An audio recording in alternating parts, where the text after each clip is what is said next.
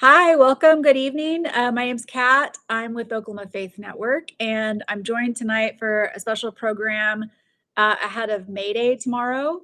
And we're going to be learning all about that. I am coming as a student. I'm here to learn and get educated because I really don't know really anything about this topic, and I'm excited to learn more. So can you all introduce yourselves, please? Start with you, Father Lance.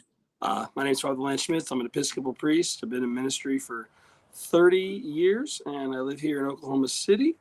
And I've been a longtime friend of labor. Never a union member because there's not really unions for clergy. But I've always been around labor, everything from steel workers to plumbers, pipe fitters, carpenters, electricians. Just I grew up in a family that was blue collars the day is long, so it doesn't make any sense to me for not to be a part of that sort of world. Okay, Zach. There he is. Hi, guys, gals, and non binary pals. My name is Zach Flash, and I am a third generation union member. Fourth generation Oklahoman. My great grandfather was a member of the Oklahoma Farmers Union and the Grange Movement. My dad put food on the table for 7 kids as a Teamster, and I follow in the same tradition as a Teamster. I drive a truck. I deliver for UPS, and I organize unions where I can, however I can, because I have seen what power there is in my own family story. So I'm excited to talk with both of you guys and see where this goes. So thank you for the invitation, Kat. Yeah, I'm excited because I can't remember what kind of maybe when I first met you, Zach. I don't think I knew the association with May Day as a holiday that's associated with labor. I actually just came from book club, and there was a woman from England there, and she said that they always had May Day off. And it's her birthday. So she always loved that, and then she feels cheated in the US that she no longer had her birthday off as a guarantee every year. So I wonder if maybe it's not, well, I don't know if is it more well known internationally or anyways, just what is May Day and how is it associated with labor and how did that get started, first of all? All right, Father Lance, if I may. Oh yeah, go on. Um, I got some chime in too. all right, I love it. I hope that you do. So, May Day, International Working People's Day, really came about because of the fight for the 8-hour movement.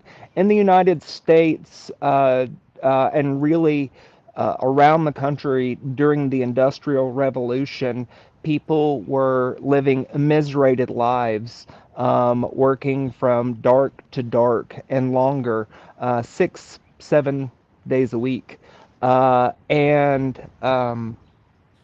the in Chicago, the workers there organized in 1886 as part of the 8-hour movement, and there was a response from the police that ended up with both workers and police dead. There was a bomb thrown. The cops fired into the crowd. Some of the people who were shot were police friendly fire. Um, eight eight people were tried and found guilty of this insurrection, and some of them were hung uh, because of a last minute pardon by the governor. Some of the Chicago martyrs lived, but we remember and commemorate May Day 1886 in Chicago, and from that time on around the world, May Day, which had been celebrated as a pagan holiday, as a changing of the seasons. It became a day that was uh, watered in working class blood and commemorated around the world. Um, the movement for shorter working conditions, for better shorter hours at work, better working conditions, all of that has been happening for a long time, but it really crystallized in that moment in 1886. And in 1891, we followed up with a papal encyclical, and we'll get to that later. Yeah, and Lance. the 8 hour day and the Haymarket riots that he was riot that he was talking about. I mean, it was 8 hours for work, 8 hours for rest, and 8 hours for whatever you wanted. Because for forever you were just the serf of the boss, and they could tell you to do whatever, to be whatever, and you had no freedom, you had no life, you couldn't be creative in the ways that you wanted to be creative. And one of the reasons why we don't celebrate May Day in this country is because the Soviet Union really latched onto it and said, "This is our day." During the height of the Cold War, we just says no. It'll be May Day, but it'll not be about workers. It won't be about labor. And even the Catholic Church got involved. And one of the things that they did is they made it St. Joseph's Day, the worker, the carpenter. So they made it his day to sort of like, okay, it's not really about the Soviet aspect of it, the communist aspect. So we're going to re-narrate this day. We're taking this holiday that we've held as Labor Day. And we said, well, we're going to give you one another day. We'll do it in September. How about that? Does that sound good? Does that sound good for you all? And that's sort of like how we ended up getting the Labor Day that we have here that's different than Labor Day around the world. That's right. Yeah, the International Labor Day is May 1st. We celebrate it in the United States in September, and there are good reasons for a September Labor Yeah. Day, um, but but it is a purposeful thing to disconnect the working class from ourselves, whether it be within the country or within international solidarity. We see how important it is that working people stick together, because otherwise our jobs are just shipped across some man-made border, and the same conditions happen there. I mean, one of the reasons that we don't, another reason why we don't celebrate is because the idea of all working people uniting is a horrifying fact. So the more we can bifurcate and divide people, the more that we can minimize their power, agency, and authority they have over their own lives and their own ability to recognize and assess their own dignity and the dignity of those their fellow workers. And so what ends up happening is we end up getting into class warfare amongst ourselves in these times and in these situations, because we've been taught to fear those that are a different kind of worker or in a different place. Yes. Okay. So that's interesting. So my friend who was in England and had the day off, that was based on a situation and circumstances that happened in the United States, but the United States is no longer observing that. And So they that's and fascinating. not to not to miss out, May Day has always been a spring celebration there. That's why we have maypoles. Yeah. That's why we do the things where we put flowers on people's doorknobs and hang them on the front of their porches, little baskets of flowers. So there is that piece about the turning of the seasons, but it is a day to celebrate the power of labor, the power of work. And then I saw that like tomorrow, I saw they are asking people to not work, to not buy.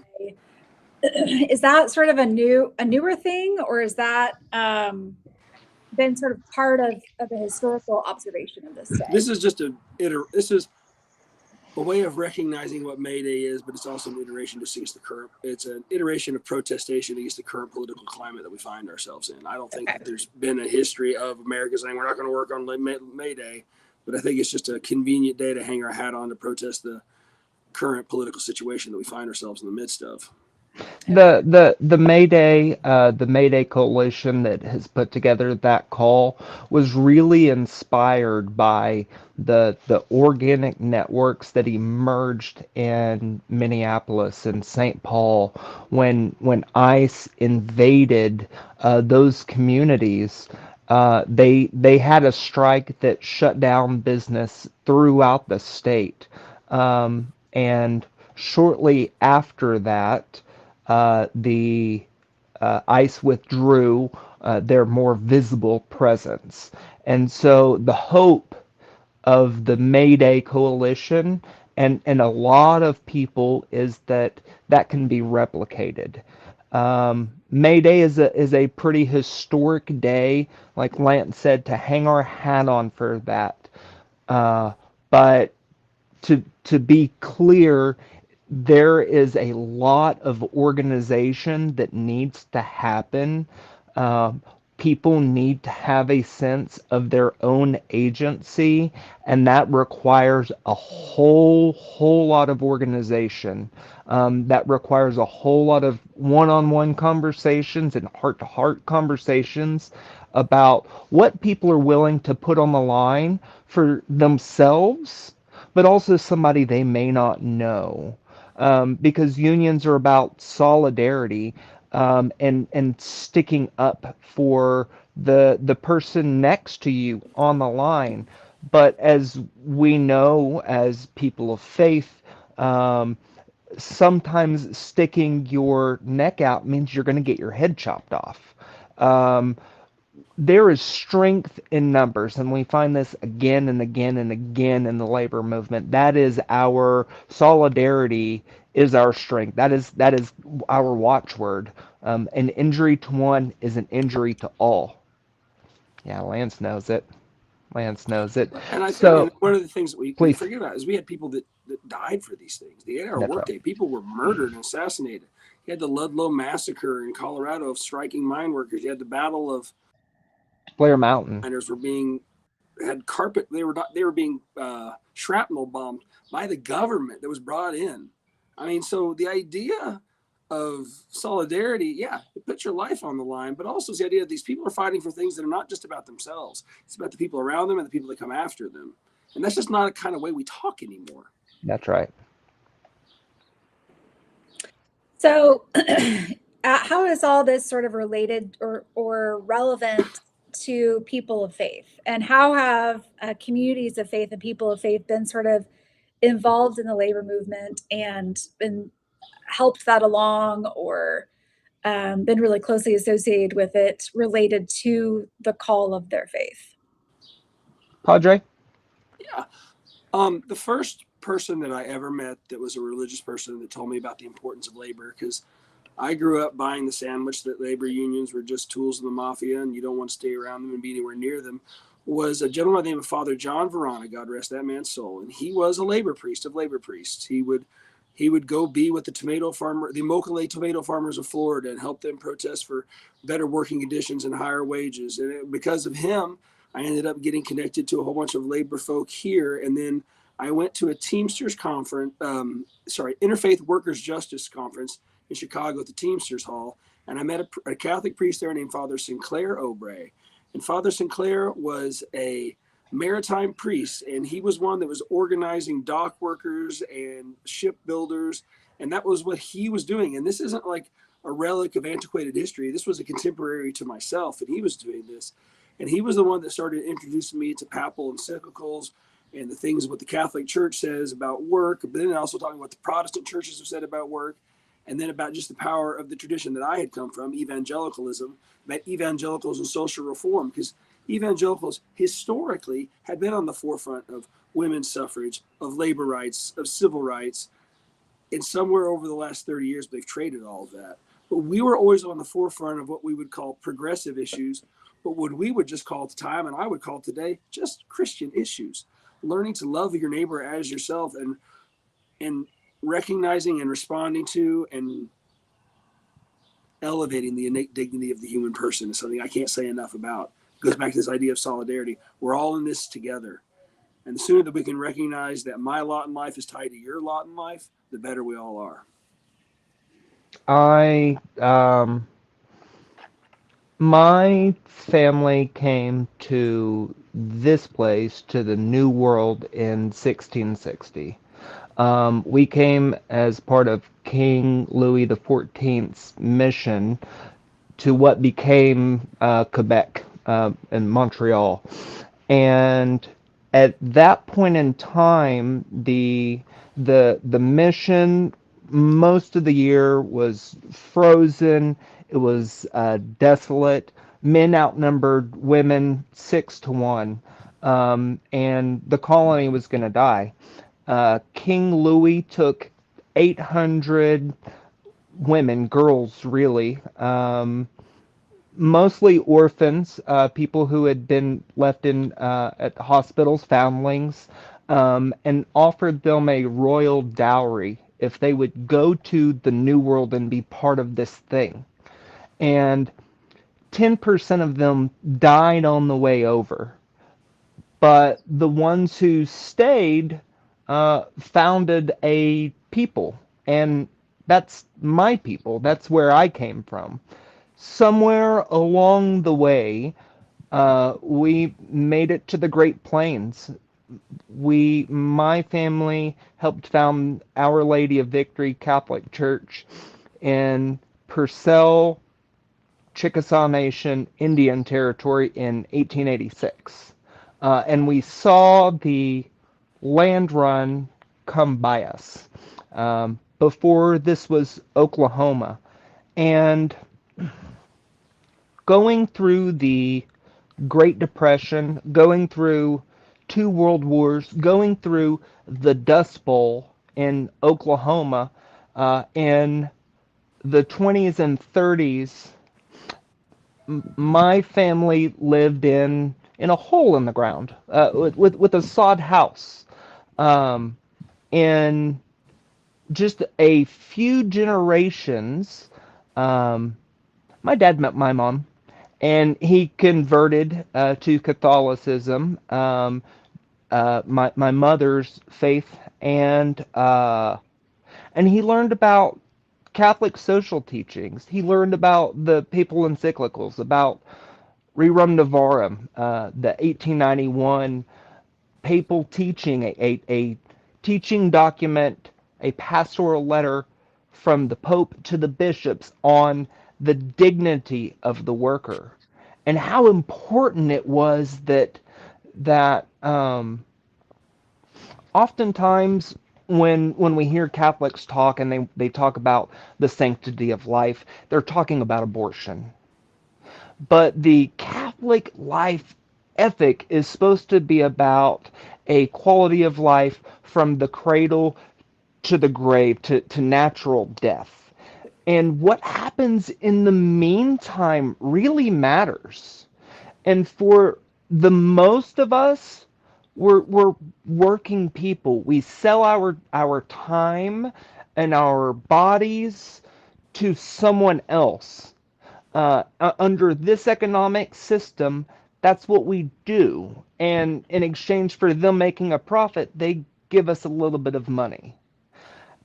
Our our faith tradition in the Catholic Church, my family's tradition in the Catholic Church as labor people, says that the people who do the work at the point of production where everything is made, where you take a bit of nature and you add physical labor, man's creativity to it, when you do that, you make something new, something special.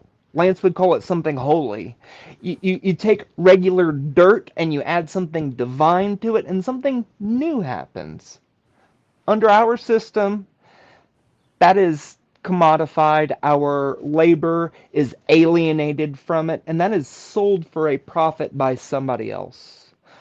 I would argue that we should get more of that value because we need it to live. Lance?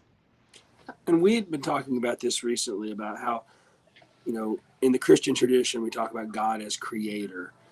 And we talk about ourselves being created in the image of God. So what does that mean? We're all creative creatures. We're all creative beings. And all work is creative. Everything from custodians and janitors all the way to lawyers and physicians. Everything is a creative act. We are doing something and making something and calling for something. We're calling forth order from chaos. And that's like the holiest call we can have. In the Jewish tradition, is tikkun olam, to repair the world. That's That's all right. a creative act. And that's all that we're doing with these little lives of ours, is trying to do these things so that our fellow brothers and sisters, both of faith and also without faith, can have a bigger piece of this pie of life that is bringing them dignity and wholeness, and setting aside this space and time so that they can live into the fullness of whatever their life is calling them to be. And I think it is a shame that so much of Christianity in this country has been reduced to what happens when you after you die.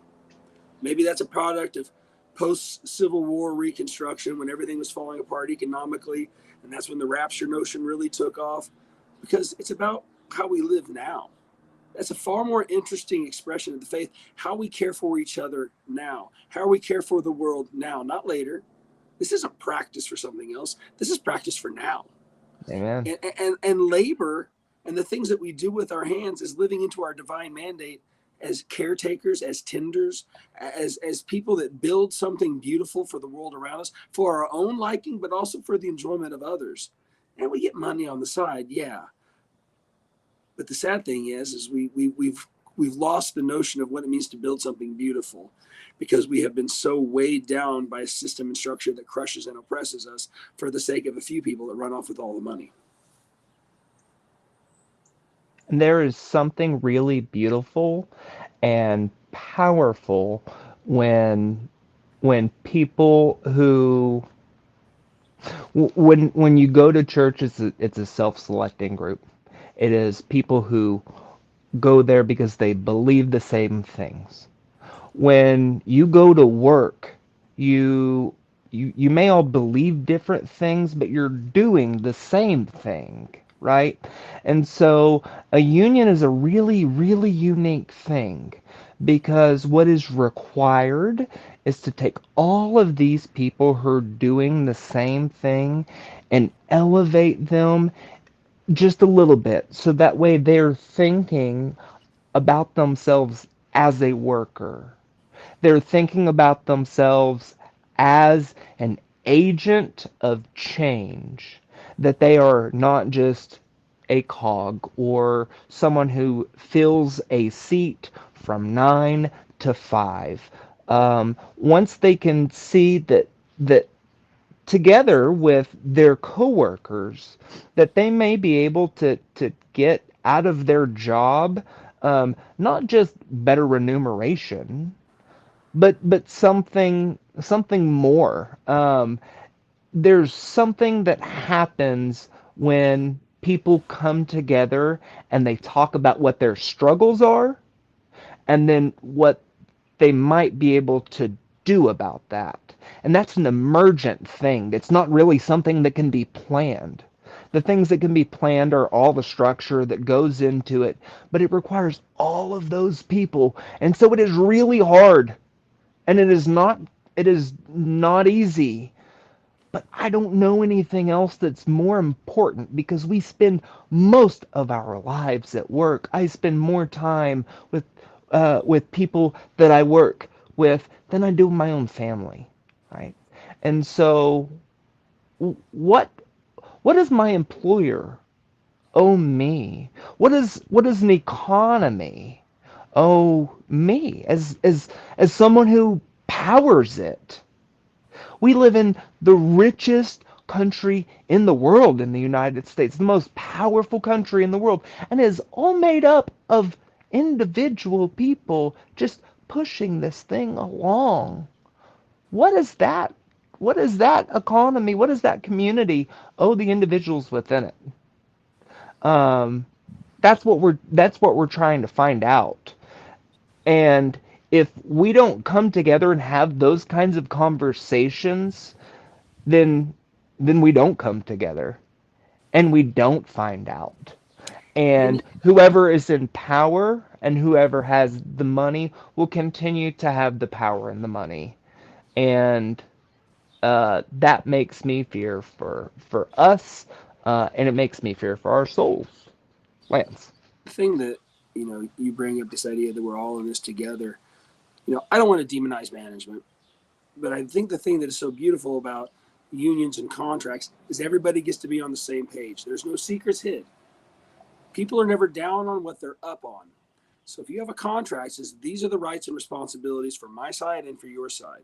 And so that alleviates the stress, and it also shows to the people like saying there's nothing surreptitious going on here because it's all out in the open. What is it they always say that the best cleaning agent is light? It's just bring Sunlight it is the in. best disinfectant. Yeah, sunlight's the best disinfectant. Just bring it to bear. Just show what's going on. All the cards on the table.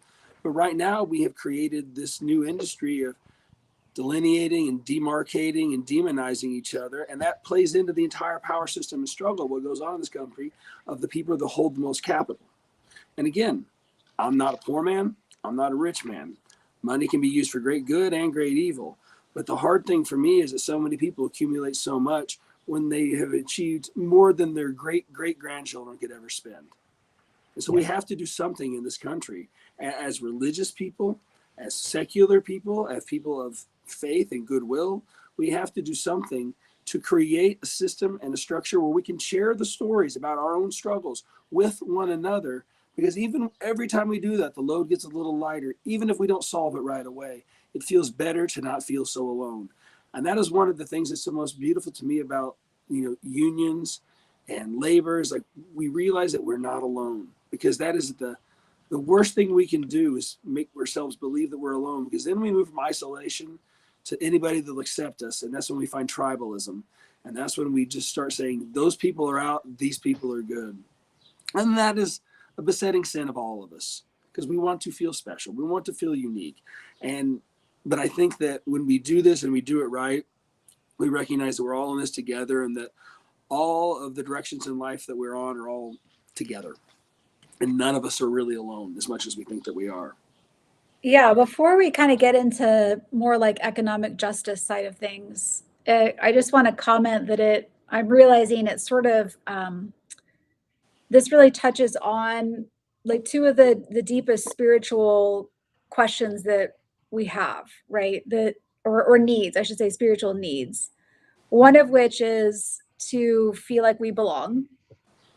So that speaks to what you were just saying, Father Lance, about understanding that we all have a deep need to feel like we have a unique contribution. There's a reason that we're here. We have a unique contribution, that we're part of this larger thing that's happening. And that we have our, everybody kind of has their own unique thing that they can do or they bring, and we all have to show up to our own lives and bring what we can. And there's value to that. And then secondly, it's interesting because I've been my father has dementia, and so I've been reading about because he's had some depression, and I've been reading about sort of different interventions, and that it's really, really important for even those who are like extremely elderly or experiencing dementia or cognitive functioning issues, to have a purpose and to have a job. And that, like the assisted living facility he's in, typically they'll have lots of activities for them to do, but that's not the same thing as having a purpose. That they have a specific function that they do that contributes to the health of the community, whether that's, they're the ones that pass out the snack or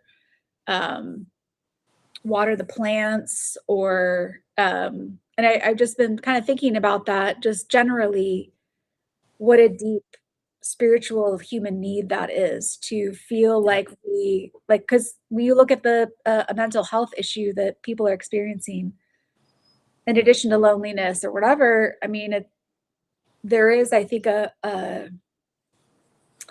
lack of recognition that you do have, like, understanding that you do have a purpose here, and what is that purpose, and that you have value, that, and it does not necessarily have to be, um, you don't have to have some outstanding gift. I mean, it's just you sort of showing up, and whatever your contribution is valuable. So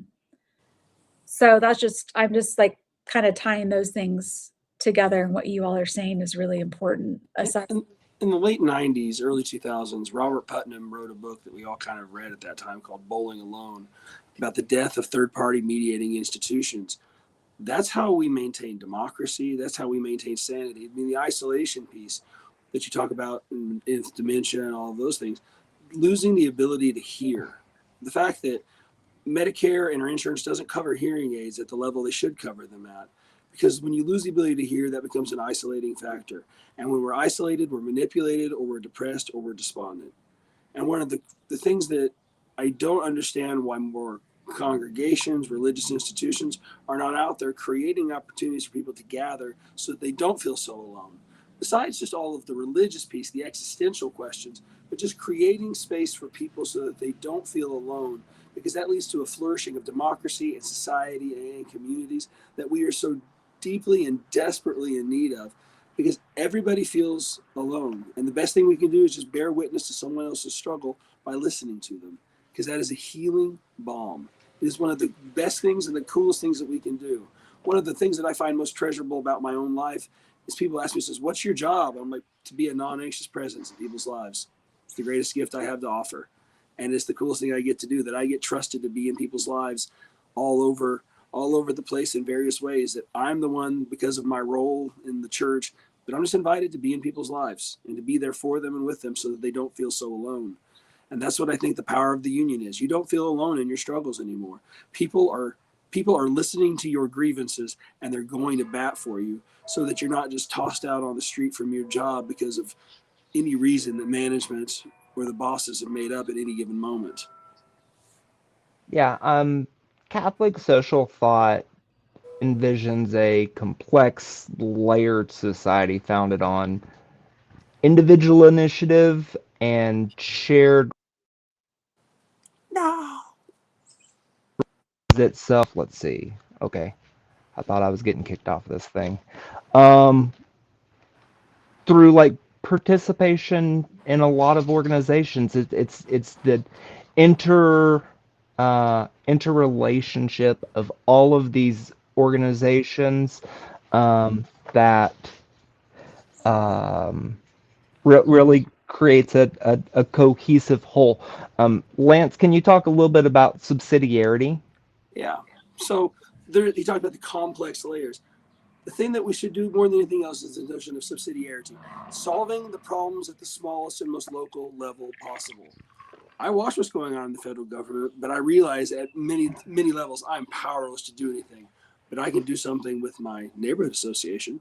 I can do something with my city council and my school board, because all politics is local. Even my own family is a political unit, because what is the purpose of an institution, a political institution? To transmit values through time. So I'm trying to inculcate my children with a certain set of values so they can go out into the world and inculcate the world with a certain set of values. And that's what we're all trying to do with everything that we're doing with our lives, is trying to solve the problems around us that we see. But the sad thing is I have a neighbor 3 houses down. I may not know their name, because that is a skill set that we have lost, because we think that everything has to be solved at the highest level possible, rather than just starting where we are. Because when we start where we are, then we figure out we're not alone. There's something that I can do. We don't feel impotent and powerless to do anything, because we figured out there's things around us that we can do. And the more cohesive and safe our communities and neighborhoods are, the better our lives will be, the better our jobs will be. And we don't have to create scapegoats to foist all of our anger, frustrations, and hurts upon, because we feel so powerless in our own lives, because we have created a network of community and reciprocity with one another. But that's just me talking. But yeah, Zach, but can talks you? about, sorry, he's Oh, talking about go ahead. anti-social teaching and the layers. Even the Catholic Church recognized in on the New World Order and on labor, the two papal encyclicals, that society is what society is, and there are things that have to be done at certain different levels. But the primary agent of change starts with us, because I can't change the world, but I can change me. When I start changing me, that means that the world starts to change around me. But if you've never read either of those two encyclicals, they are well worth a read. Rerum Novarum, and I can't remember how to say it in Latin, but the one that's just on labor, because Rerum Novarum is the New World Order, and the other one and it just left me. But I have it in my house, but I don't have it with me. I So know. I was raised Catholic, and I think I was mildly aware of the Catholic social teachings, but I feel like that had kind of stopped becoming a focus in more It's the recent best years. kept secret in the Catholic Church. Right. And so what Best a kept secret. Look what you did, Lance. Look at Yes, me. it is the best kept secret. It truly is. so what do you why has that kind of taken a back seat? Because I also Uh, I loved, I had a lot of back in the day, it's no longer such, but the parish I grew up in was like the hippie church. And so I think it was a lot of those sort of like people who converted to Catholicism like in the 60s and 70s, Mm-hmm. because the Catholic social teachings were more of a thing and it really drew people. But is there a reason why you don't really hear much about this anymore, or is that I, th- speculation? I don't know. as a junior varsity Catholic Episcopalian, I he's know he's one of the reasons. diet Catholic. Diet Catholic. One of the reasons why we don't talk about a lot of these issues in our congregations, both Catholic and Episcopalian and all the other Protestants, is because we're worried. We're worried about upsetting the plates and the pledges. And that's the really big piece of it. So when Pope Francis and Pope Leo have been talking like, oh, they're such radicals, and I'm like, no, they're really, really good Catholics. Because I remember talking to Father Sinclair Obrey, who I mentioned earlier. I'm like, oh, do you consider yourself like a liberal Catholic? He goes, no, I consider myself a devout Catholic. I take all of the teachings of the church seriously because that's what it is. We are so scared of upsetting the apple cart, especially after the 60s and 70s at the height of all the social changes we were experiencing that caused so much consternation as we were starting to recognize the dignity of very much different types of people. We didn't want to do it. But the Compendium of Catholic Social Thought is one of the most boring but also radical documents that's ever been put together. It has shaped my life and it has shaped so many of my friends' lives. And if people would just do those sorts of things, I really firmly believe that there would not be if we worry about pews, there would not be an empty pew in a church because they would be doing the things that change lives. But instead, we argue about issues that are really not even issues, but we've made them up to live into Jacques Ellul's notion of like the scapegoat that we have to have when we feel powerless to throw everything at, so that we can codify our hatreds and our biases and our fears and our worries onto a thing, rather than dealing with the world around us that even we can be made better when we help other people feel better. Yeah, And I think that's part of it was just a rejection of the 60s and 70s. We can just blame it on them, the hippies. well, and let's go right before that time.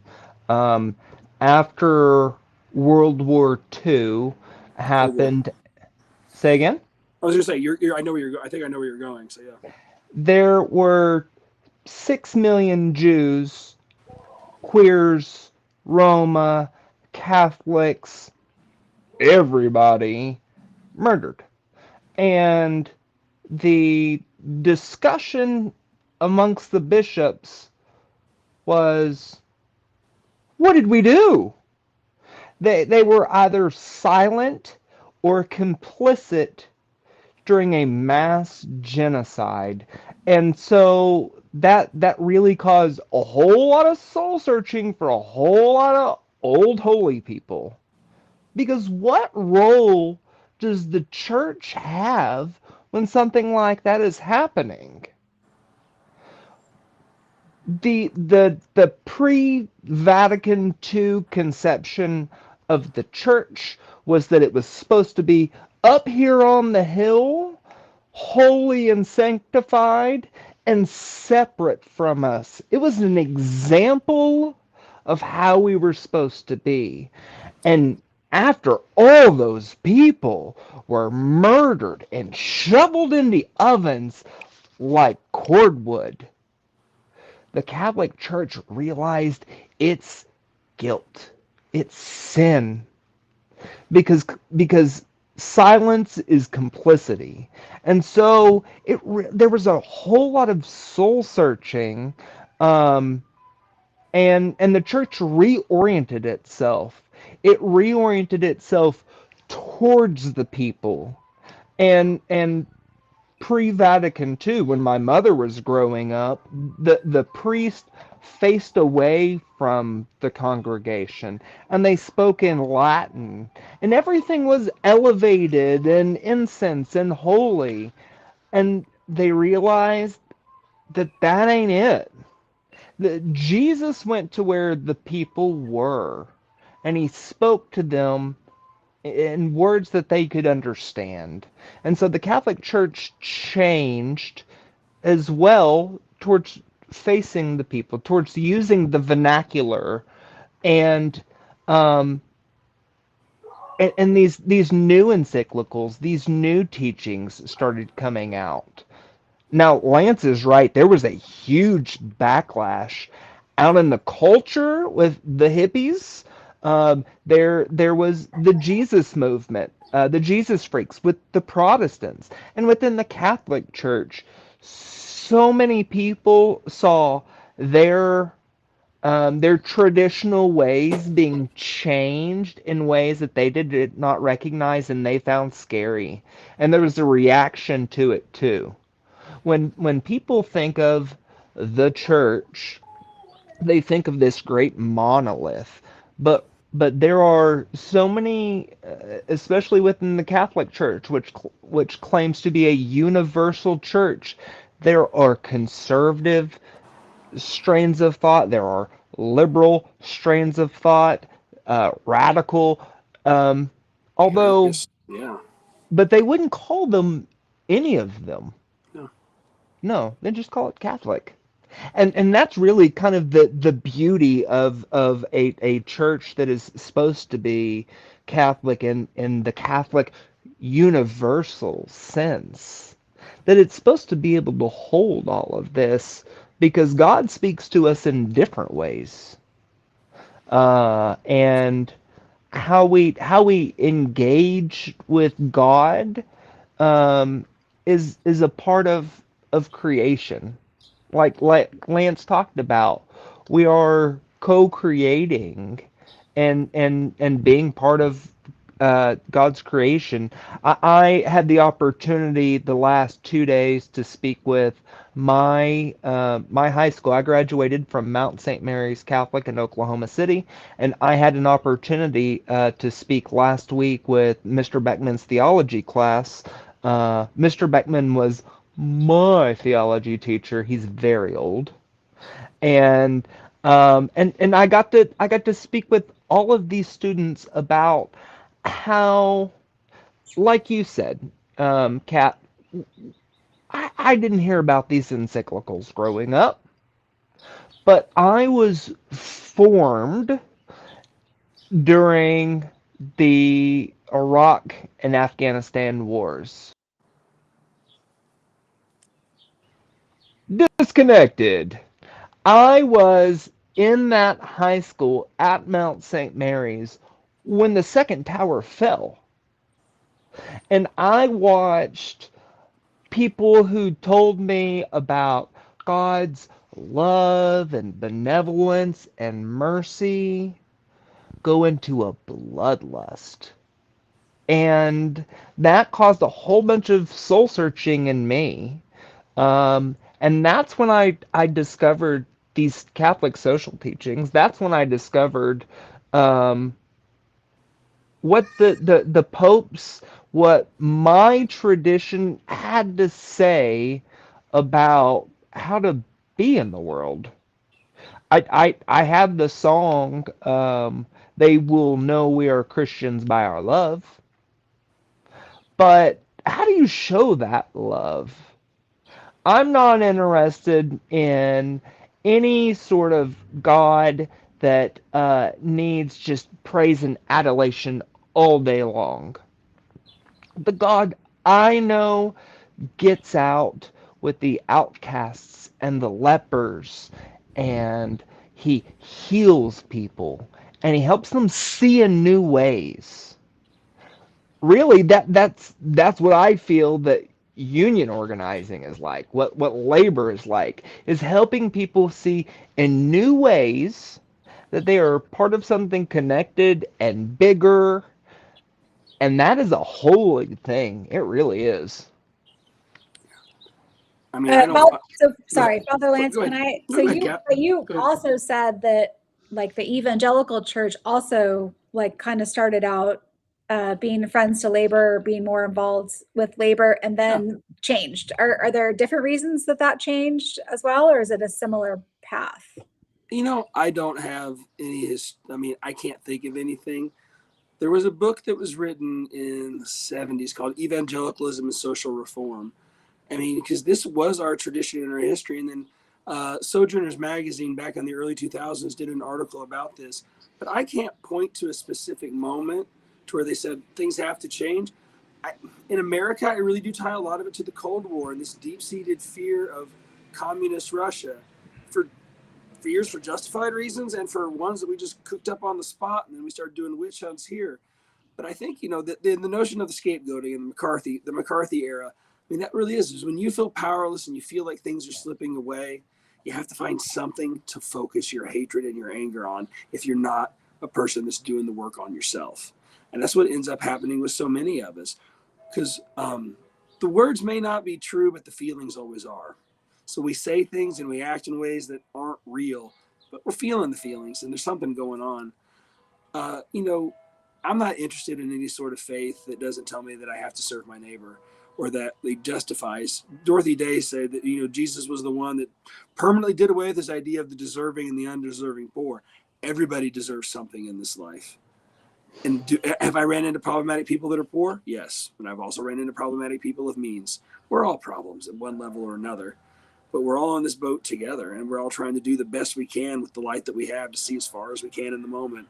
And I'm just really interested in saying, how can I cast a little more light in your life so you can see a little bit further down the road? Because I'm just one beggar with you, just trying to find a piece of bread. I'll speak to a little bit, I think, about how it has happened in the Protestant tradition, Yeah. because Lance is right that it is a product of the Cold War, and when the Catholic Church reoriented itself, and particularly in South America, which is a very Catholic continent, whenever people started having questions, economic inequality, racial inequality is rampant in South America. In some countries, a handful of families own most of the land. And so with a mandate from the popes telling them that God loves the poor, that God actually prefers the poor. There's a preferential option for the poor. The Catholic Church, people started organizing. They started doing things. And that was really, really scary for the people in power. Because And it and looks a lot like Soviet communism. because it looks a lot like communism. That's right. And so who to differentiate themselves from um, from the Catholics and the Protestants, right? Mm. That evangelical drive to be away from the papists and to equate the papists with the communists, and all of this as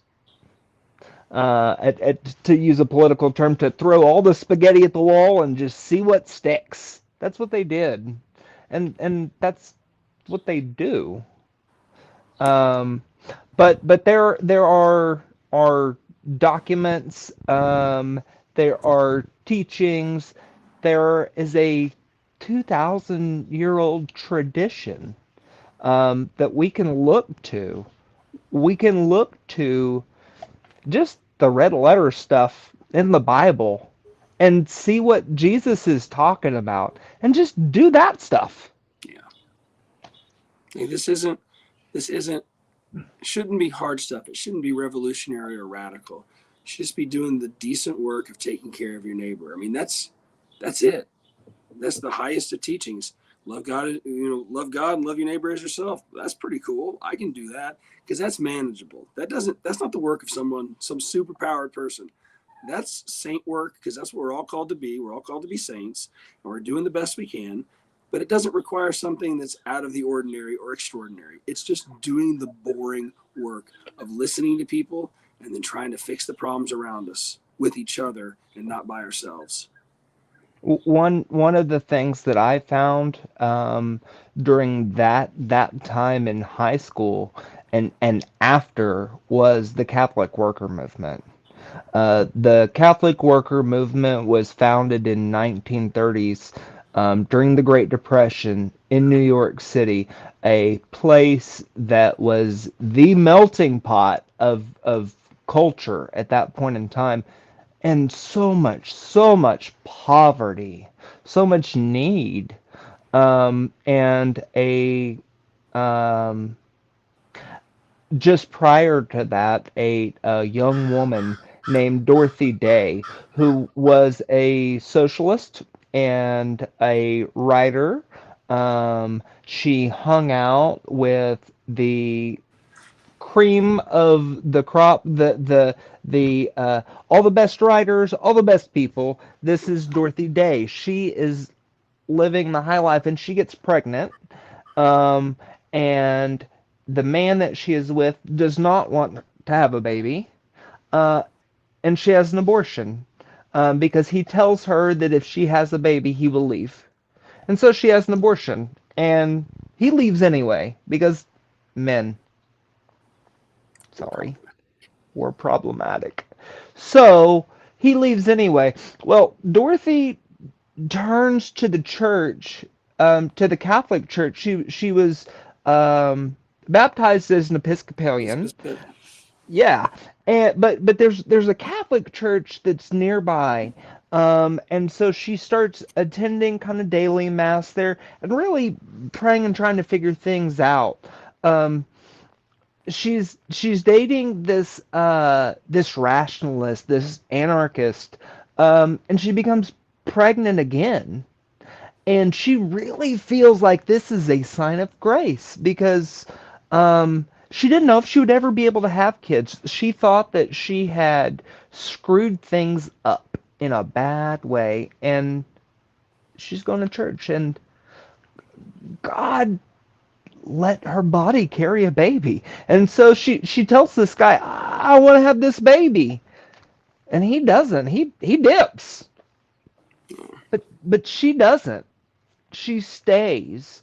She stays with the church and she stays with the baby, and she feels like she has been giving this amazing second chance at life, and she has got to do something with it. So she opens a house of hospitality. Yeah, well, she And becomes Roman Catholic. She baptizes yeah, Tamar. She yes, starts please. writing for Commonweal magazine, which is a Catholic, National Catholic Reporter and the Commonweal magazine. And this gentleman by the name of Peter Morin knocks on her door one day and shows up, and he is a weirdo of weirdos. He What a was a French, mystic. he was a Frenchman with the Christian Brothers, immigrated to Canada, left the order, was a farmer for a while, and was just one of those guys you'd see on the streets of New York City with all these papers in his hands that he was always writing. But he met her, and he's like, I want to start a paper with you. And so they start the Catholic Worker. They start the House of Hospitality. And because his whole vision was, we're trying to create a world where it's a little easier for people to be good. And he wrote these things called easy essays that were featured in every single article, every single edition of the paper. And they're just these short little teachings. They're like Buddhist koans. When you see them and you read them, you're like, there's a lot to think about here. And I may not have all the answers, but I'll get there. But those two together, they played off of one another. They were both these larger than life personalities that sometimes conflicted and oftentimes annoyed each other. Yeah, we've got one of the Catholic workers there. But these two people set off a movement that is about solidarity, that is all about labor and all about these notions that has become more than Catholic. There are secular Catholic worker houses. There are Protestant ones. There are intentional communities throughout the world. But they're all just doing the boring work that everybody thinks is so extraordinary because they did the hardest thing that there is. They took that first step, right? Because doing the first step of anything is the hardest, whether it be dating, whether it be weight loss, whether it be anything. But doing this kind of stuff, this is the stuff that gets addictive. I've never done drugs, but I will tell you there is no high quite like listening to someone else's story and then coming together to try to figure out what we can do in faith to fix something. So easy essays. Here's one by Peter Morin. From This is the current edition. This is the May 2026 edition of the Catholic Worker. Still priced at 1 cent. The 93rd anniversary issue here. So Peter Morin wrote these little easy essays. This one is called They and We. People say they don't do this. They don't do that. They ought to do this. They ought to do that. Always they, and never I. People should say, they are crazy for doing this, for doing that, for doing this, for not doing that.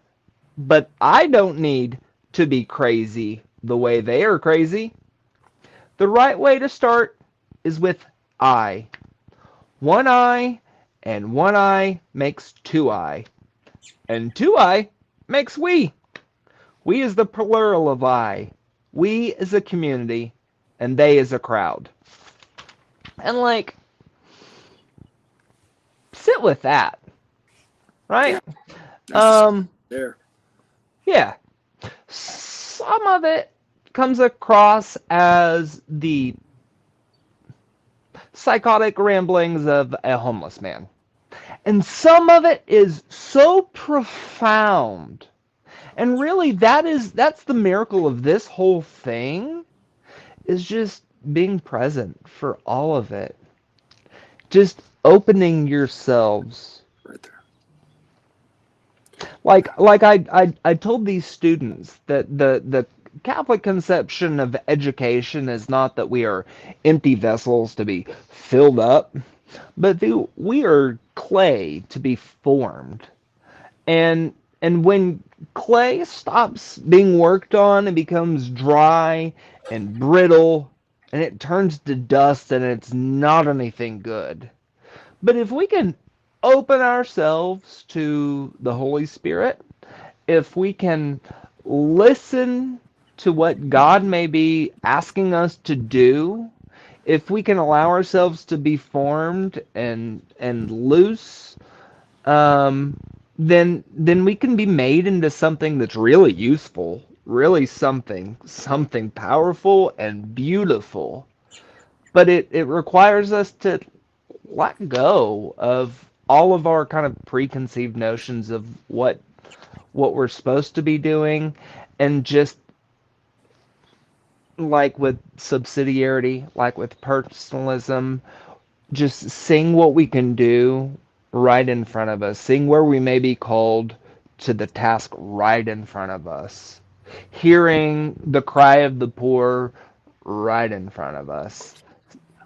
And to bring it all back, it comes back to this notion of solidarity. Eugene Debs was an early labor organizer, industrial workers of the world, train workers, engineerman's human. He said this line, and it's haunted me for 25 years since I first read it. Years ago, I recognized my kinship with all living things, and I made up my mind that I was not one bit better than the meanest on earth. I said then, and I say now, that while there's a lower class, I am in it. While there's a criminal element, I am of it. And while there is a soul in prison, I am not free. Because we're all in this together. And I think that's the current demon of the age, is alienation. Because that's what we're trying to do to each other. Because when you make people feel alone and isolated and excluded, they're so much easier to manipulate and control. Because they either feel like they're so tired and worn out they can't do anything, or they succumb to the evils of tribalism, where we all think that, well, my group is better than your group. But we don't realize we're on this one pale blue dot together, and we're trying to do. And if we could just hold that in mind, that we're all in this together, we can do amazing things. And that's That's one of the right. things that's so hopeful to me still about the church, but I haven't given up on it. I've been going since I was 13 years old, and I still haven't given up on this notion because I have seen what the power of community can do. There's been times in my life when I have struggled with the belief in God, but I have never once struggled with the belief in the power of institutions to create communities of reference where people do not feel alone and where they don't feel like their problems are all their own to carry. Yeah, it really echoes at the National Faith and Climate Forum on Saturday. A young person was speaking about, we're talking about like, how can you, as people of faith, how can you engage in climate work and where do you start?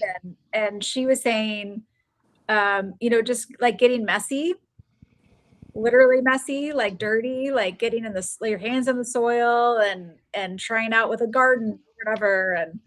And that it's sort of she referred to it as a conversation with chaos, that you're sort of letting go of how particularly like what you think life is going to go, especially as an adult, like to model that embracing and acceptance of chaos as an adult, like modeling that to a young person is one of the most powerful things that you can do, to sort of accept life and all of its messiness and to create something from that together would be extremely meaningful. So that kind of reflects that, I feel like. But beyond something like that kind of openness or acceptance and in living in community, whatever it looks like, what are some things that people of faith or communities of faith can do to sort of be a friend to labor? Or the first sort of tangible thing I'm thinking about is the upcoming state question in June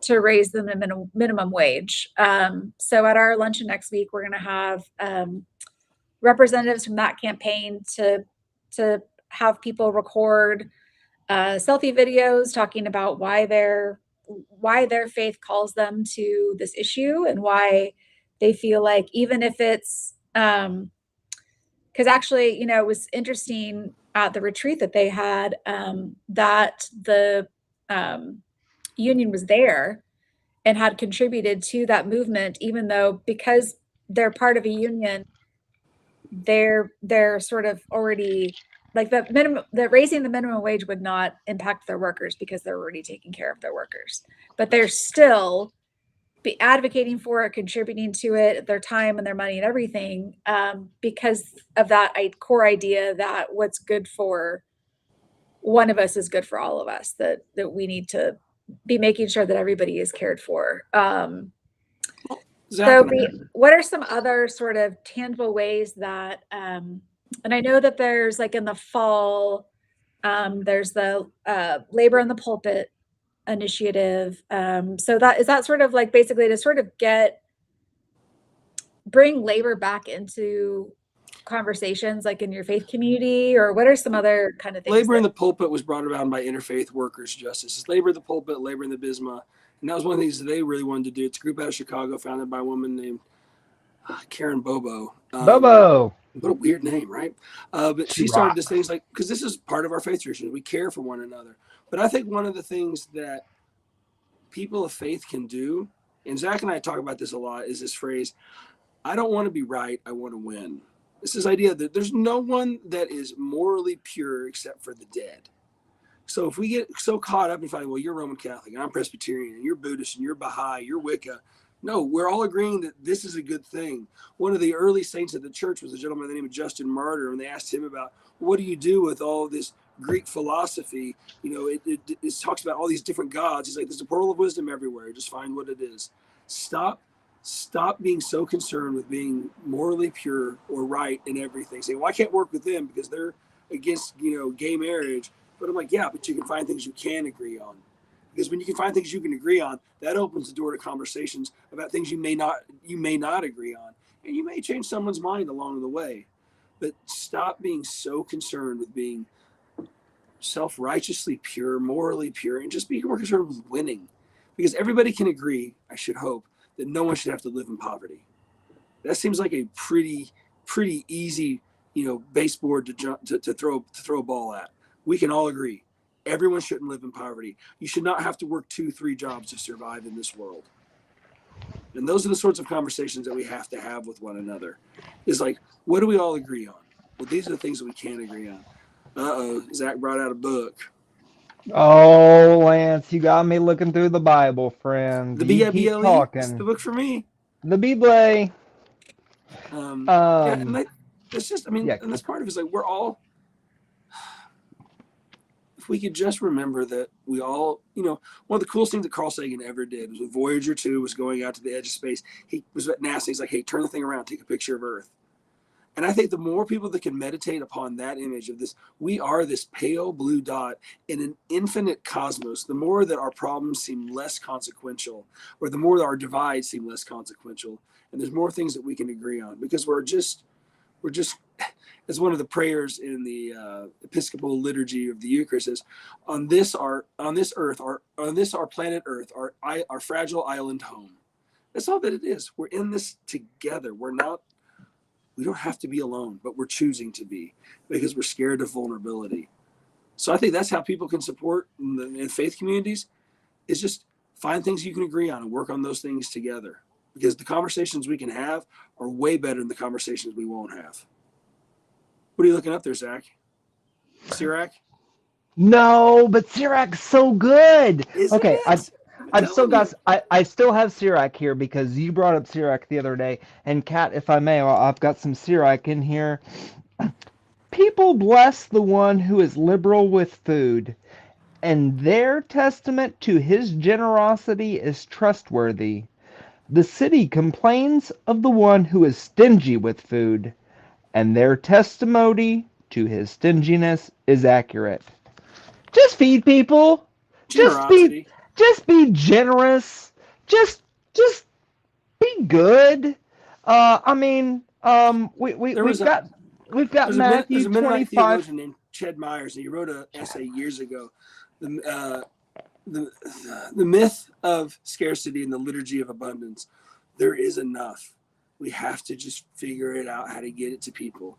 And if that just means personal charity, cool. But charity and justice have to be two sides of the same coin. Charity gets us to justice. But justice without charity is just, as Tillich would say, is just brutality. We have to have both sides. And if all I care about is justice all the time, then I am no fun to be around. Because that just means that I'm just always looking for how I'm better than you. And if I have charity, which is just another fancy word for love, if I have that and that feeds my charity, it tempers it. How does he say it? I want to say it rightly. Charity without justice is sentimentality, and you might as well send a Hallmark card. And justice without charity is brutality. And just feed people. Take care of the people around you. See where there's a problem and start there. Because once your heart is, as Wesley would say, strangely warmed, then your world transforms and you are transformed and it becomes addictive and you want to do it again and again and again because you see the hope and the glimmer that comes into people's eyes when they don't feel alone.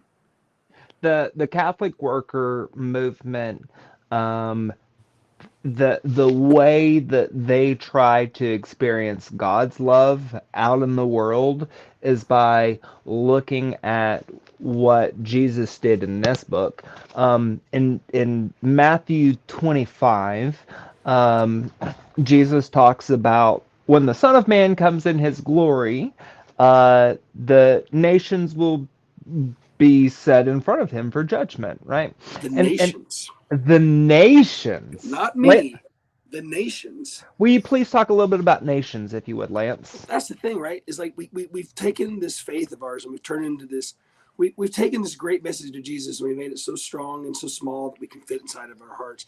But it's about the transformation of societies. And so we have a responsibility to the world around us to change it and transform it as we can. It starts locally, of course. But this is the idea is that our lot is everyone's lot. And this notion that we have a responsibility to make this world the way that it is in the Christian tradition, this is what we hold on to, hopefully, is that, yeah, I'm supposed to leave the world better than I found it, like a campsite.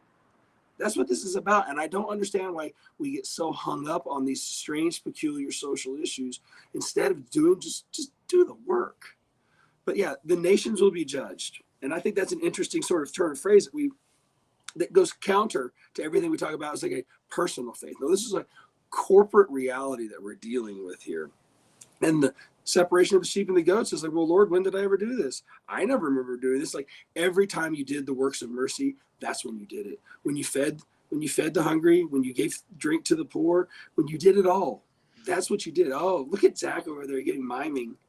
But yeah, this is all that it is. It's sign language. I'm It's so helpful. boring. It's It's so so boring. boring. But it's just But what you're it's supposed so to do. important. It's so important. It's so life-giving, right? Yeah, that's right. That's right. It And never is. in a million years should Zach and I be friends. But we are, because these are the things that we think we should do in the world. We met at It is. Occupy back in 2012, and we just said, no, we're supposed to do these things in the world. Take care of people. Duh. Yeah, it's not hard. Um, but it's not easy, Yeah, right? it's It not is. it's not hard, but it's difficult. That's exactly right. Yeah, this kind of conversation came up on Interfaith Advocacy Day, and then again at the Faith and Climate Forum, where I'm like a quiet person. I'm a kind of behind the scenes person. Um, like I'm not like Zach up there literally with a bullhorn at the No one really is. leading the march is not really my thing. And so, I think I want to have a program just on like something around the lines of introverts for justice or There's a something like place for that, everybody. because and I recently visited First Christian Church in Norman, and was really heartened by, they had a series of prayers, and one was for the advocate who was loud and giving speeches and being at the front of the crowd, leading the crowds or whatever. But then they also had a prayer for the quiet endurance of, you always need, any movement needs somebody to take out the trash and cook the food and set up the chairs and the tables, Yeah. and bring the Dorothy name Day tag. once said, everybody wants a revolution, but nobody wants to do the dishes. That was her that said that? Yes, we need those people. My friend Jonathan every once in a while would lead music at my church, and he had this great song he'd sing with the children. All God's creators got a place in the choir. Some sing low, some sing higher, some sing up top on a telephone wire. We've all got something we can do. Bob Waldrop was a Catholic worker here in town that I love so very much, but he said to me once, Lance, because I was one of those guys that would say yes to everything because I was trying to fill a hole in my heart. Idiot. Just trying to do everything in the world to get people pay attention to me, notice me, love me. He said, Lance, you can't do everything and you shouldn't even try, but everybody can do one thing. Just do something. Just find what your thing is and do it. And some people are going to be the annoying, loud people like we are. And some of them are going to be the quiet introverts that are the prayer machines that we need. And but I think that's it. Is like we hold up exemplars like this is how it has to be. But that goes back to being right as opposed to winning. And I have 3% battery, so I may have to go in a second, which is just. I just plugged in. I just plugged in for this. I don't have any power outside. Is my problem. Well, there's the keynote for the Faith and Climate Forum has her name is Dr. Johnson. I'll have to put the thing in the show notes, but she has a Venn diagram of what needs to be done, what are you good at, and what brings you joy. And like that's how we all need to sit down and just reflect on those three things to like figure out what is our special contribution. There's a Quaker thinker, Parker Palmer, and he once said, "What is a calling? It's where your great joy meets the world's deepest need." It's not hard, but once you find it, you have to do something with it. There's a Methodist professor named Tex Sample, and he's a good old Texan guy. And he once said to me, he's like, Lance, a call to ministry is like throwing up. You can keep it down for a while, but eventually it's going to come out. That's the thing, is like once you find what you got to do, you've got to do it. And it's the most exciting thing in the world is when you find out the thing that you're called to do in this world, you just got to go do it. And the Avett brothers always sing, decide the kind of person you want to be and then go be it. And that's kind of what I want to leave everybody with is like, what do you want to do? Well, then go do it. Because everybody, the question people always ask, if you knew you were dying, would you do something differently? Yeah, I would. Well, guess what? You are dying. We all are. My dad died at age 58. And my family, we took care of him at home until he died. That's what he wanted. That's what we wanted for us, and it really transformed my family.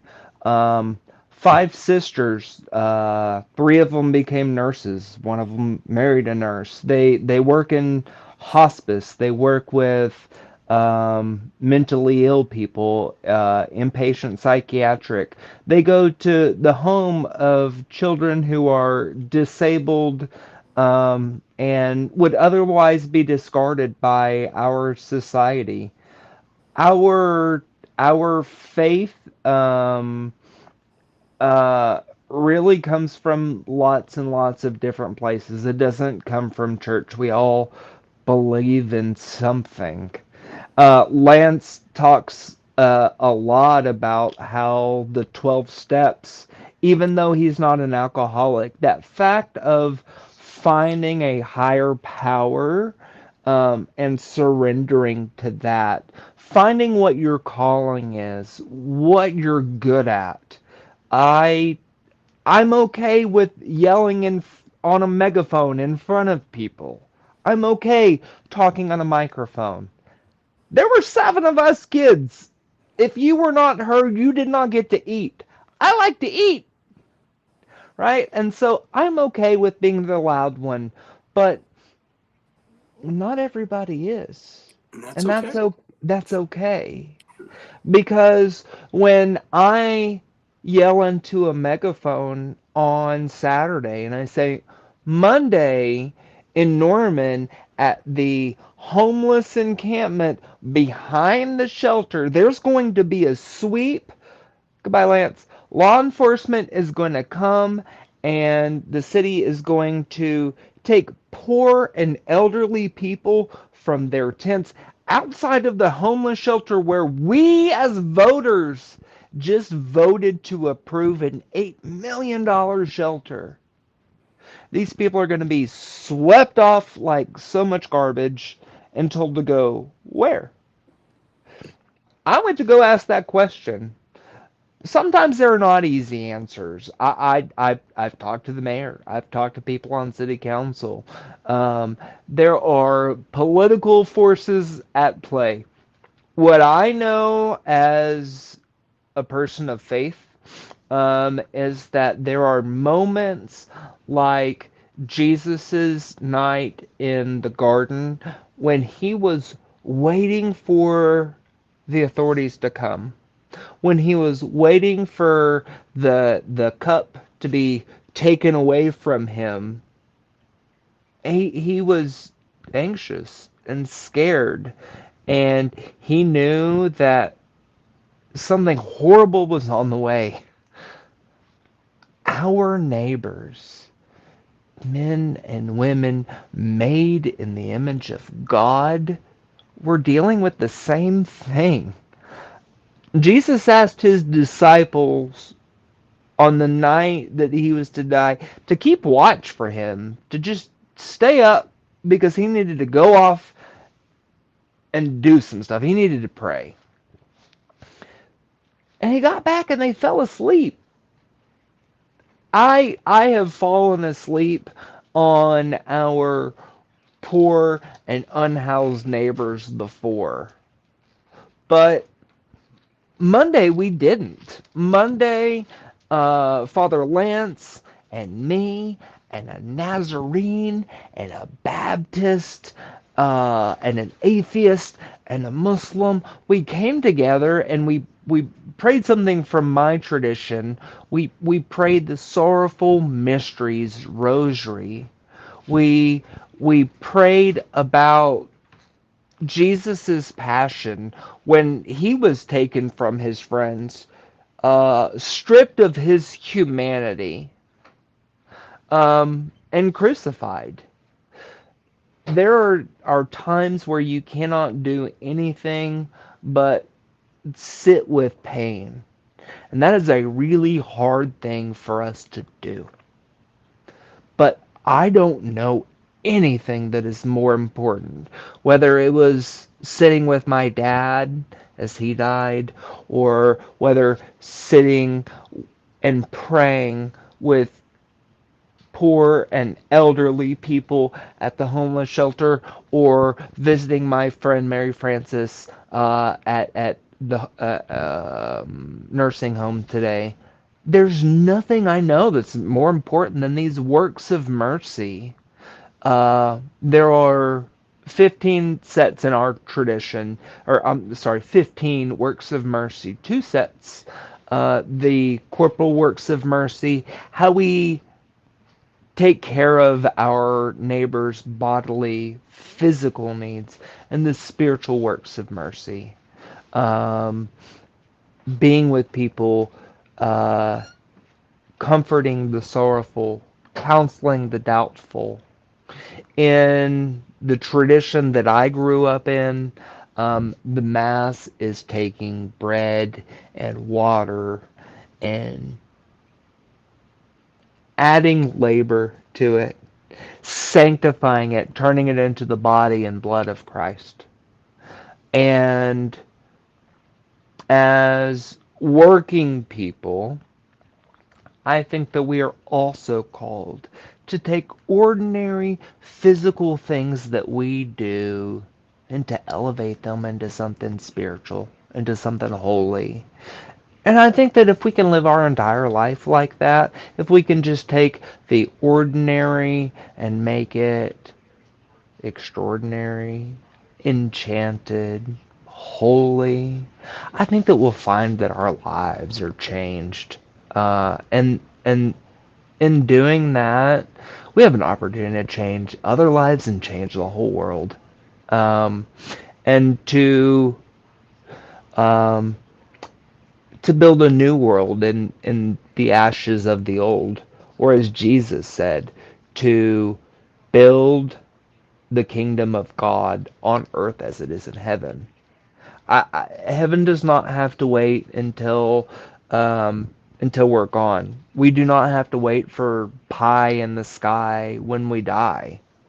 There is an opportunity here and now. Um, there's a song, "Who will take care of you? How will you get by when you're too old to work and too young to die?"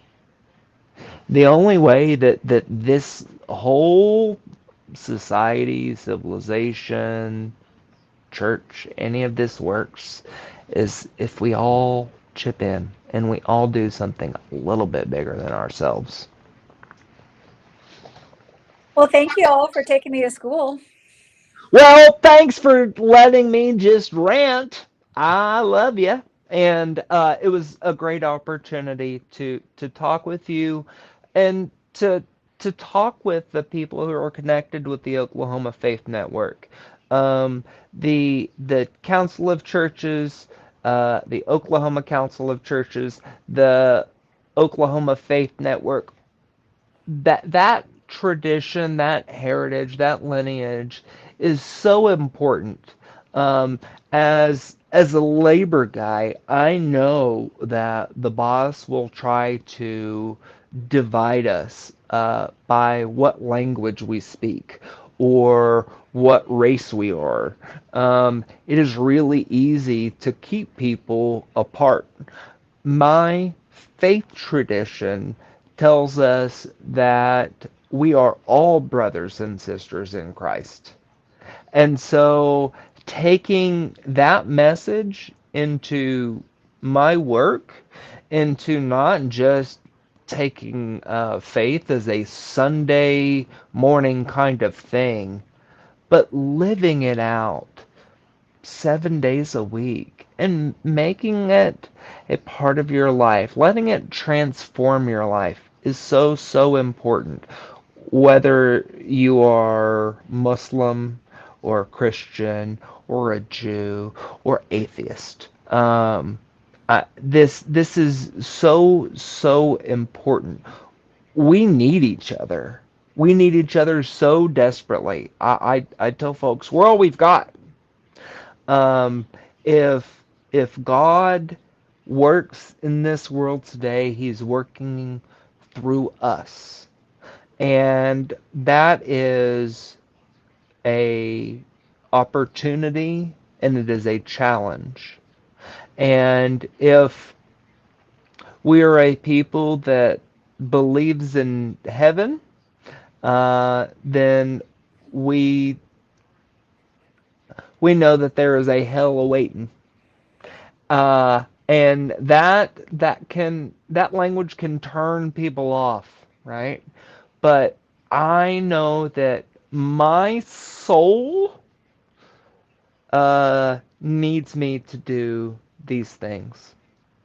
That my sanctification, my purification, that my path to heaven, away from sin, which is a turning away from God, that all of it lies through simple acts of mercy. So, wherever you are, whatever you are, whatever you believe, um, just go out there and love people.